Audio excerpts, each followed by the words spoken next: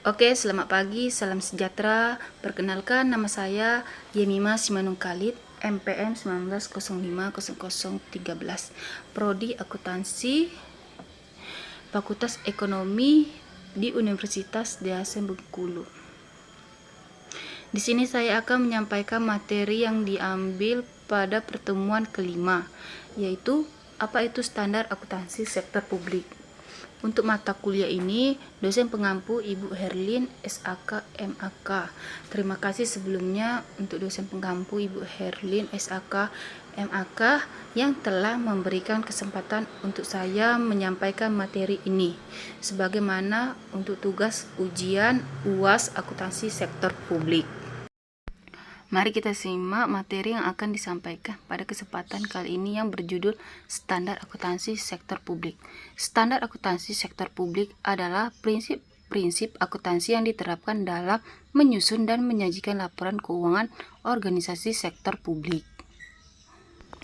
Adapun standar akuntansi pemerintahan (SAP) ditetapkan dengan Peraturan Pemerintahan Nomor 71 Tahun 2010 sebagai pengganti Peraturan Pemerintah Nomor 24 Tahun 2005.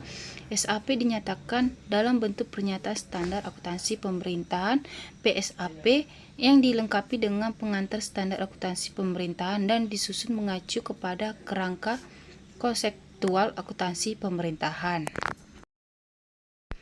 Di dalam standar akuntansi pemerintah terdapat acuan dalam menyusun laporan keuangan pemerintah, baik pemerintah pusat maupun pemerintahan daerah.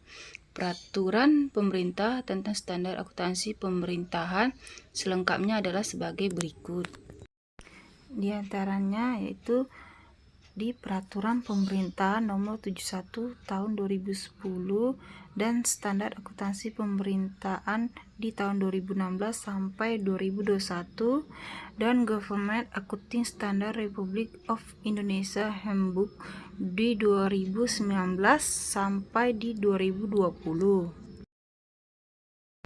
Next, perumusan standar akuntansi. Perumusan standar akuntansi oleh suatu komite independen bisa mempengaruhi banyak aspek. Banyak sekali faktor-faktor yang harus dipertimbangkan agar suatu standar tidak menyimpan jauh dari kerangka konseptual akuntansi dan tetap memperhitungkan konsekuensi ekonomi. Adanya penurunan standar dari suatu postulat harus mempertimbangkan kendala-kendala para pengguna laporan keuangan agar informasi akuntansi bermanfaat secara optimal. Kendala-kendala tersebut antara lain faktor materialistis, konsistensi, keseragaman, keterbandingan, dan ketepatan waktu. Next, penganggaran sektor publik. Anggaran merupakan pernyataan mengenai estimasi kinerja yang akan dicapai oleh suatu organisasi dalam periode tertentu yang dinyatakan dalam ukuran moneter. Adanya proses penyusunan anggaran sektor publik. Siklus anggaran dibagi menjadi 4 tahap, yaitu 1 tahap persiapan anggaran, 2 tahap ratifikasi anggaran, 3 tahap pelaksanaan anggaran, 4 tahap pelaporan dan evaluasi anggaran.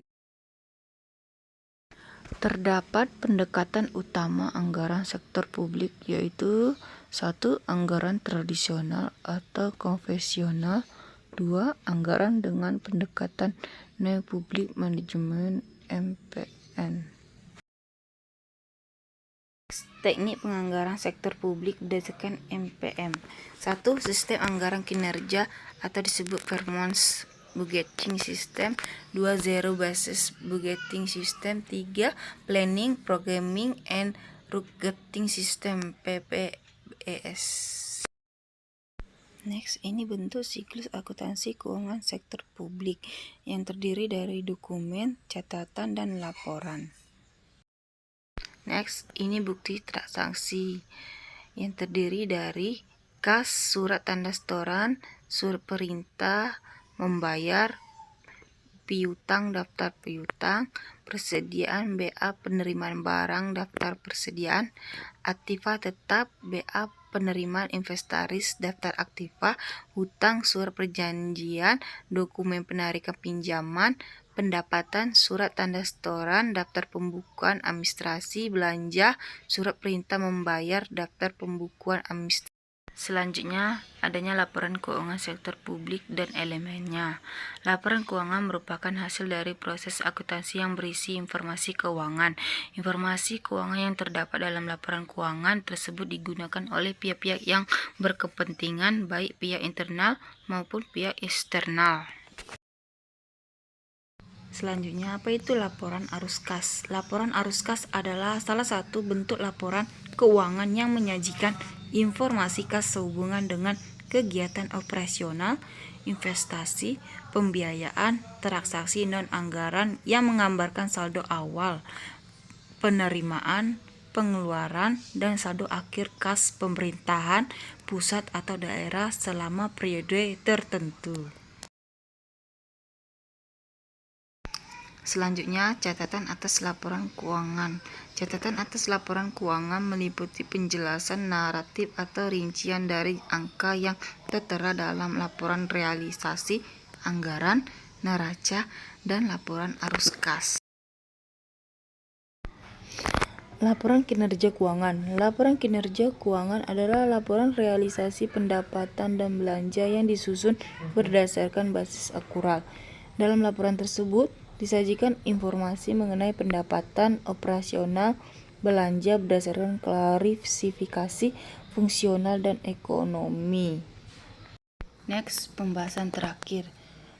Laporan perubahan ekuitas. Laporan perubahan ekuitas adalah laporan yang menunjukkan kenaikan atau penurunan ekuitas tahun pelaporan dibandingkan dengan tahun sebelumnya. Baik, itu saja penjelasan yang dapat saya sampaikan. Mohon maaf jika ada kesalahan dalam ucapan kata maupun tulisan. Mohon dimaafkan dan terima kasih. Salam sehat dan jangan lupa memakai masker dan tetap patuhi protokol kesehatan. Bye-bye.